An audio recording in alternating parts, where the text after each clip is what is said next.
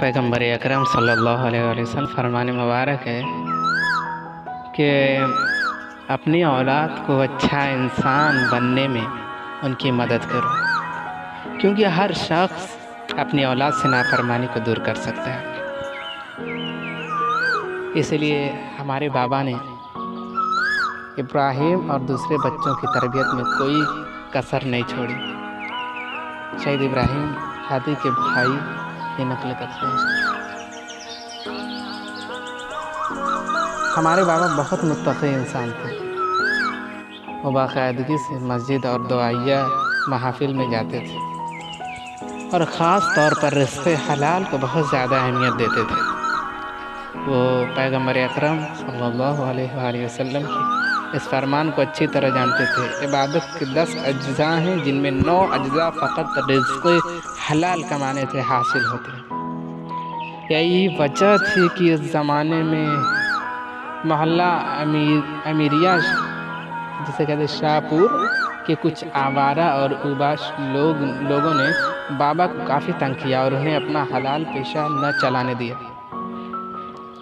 مجبوراً بابا نے اپنے والد سے میراث میں ملی ہوئی دکان بیچ دی اور کند کے کارخانے میں کام کرنے لگے۔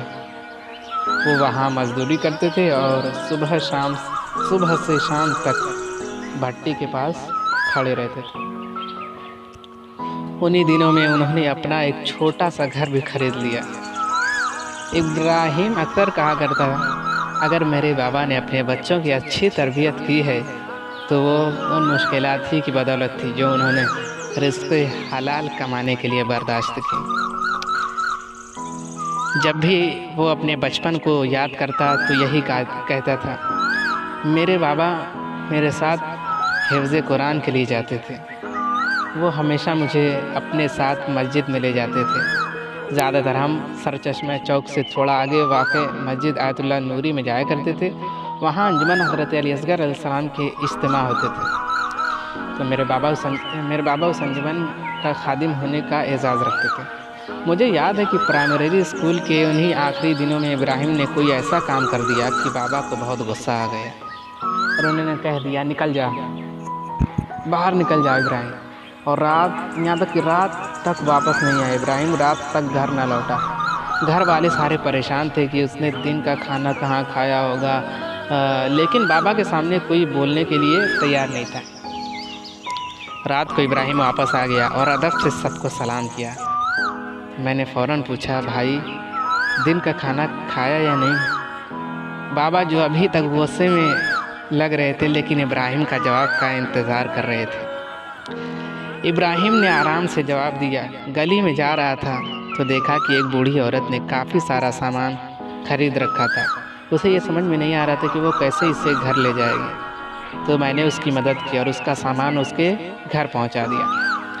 اس نے میرا بہت زیادہ شکریہ ادا کیا اور 5 ریال کا ایک سکہ مجھے دے دیا۔ میں وہ سکہ لینا نہیں چاہتا تھا لیکن اس نے بہت زیادہ اصرار کیا۔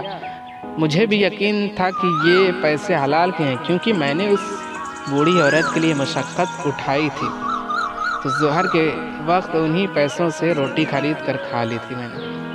تو بابا نے جب یہ بات سنی تو ایک مسکراہٹ سے اپنی ناراضگی ختم کرنے کا اعلان کر دیا۔ وہ خوش تھے کہ ان کے بیٹے نے باپ کا دیا ہوا سبق صحیح یاد رکھا ہے اور رزق حلال کو اہمیت دیتا ہے۔ ابراہیم سے بابا کی دوستی باپ بیٹے کے تعلق سے کہیں بڑھ کر تھی۔ ان دونوں کے درمیان عجیب و غریب قسم کی محبت پائی جاتی تھی، جس کا نتیجہ ہمیں اس بیٹے کی شخصیت کی نشو و نما میں نظر آتا ہے۔ لیکن باپ بیٹے کا یہ دوستانہ تعلق زیادہ عرصے تک قائم نہ رہ سکا۔ ابراہیم ابھی نوجوانی ہی کی عمر میں تھا کہ اسے بابا کی شیرینی رفاقت سے محروم ہونے کا تلخ ذائقہ چکھنا پڑا۔ ایک غم انگیز غروب کے بعد اس نے اپنے اوپر یتیمی کا گھور اندھیرا محسوس کیا۔ اس کے بعد اس نے عظیم لوگوں کی طرح اپنی زندگی کو آگے بڑھایا۔ انہی برسوں میں اس کے اکثر دوست اور جاننے والے اسے کہتے رہتے کہ اسے کھیلوں کے شعبوں میں جانا چاہیے۔ اس نے بھی ان کی بات کو قبول کر لیا۔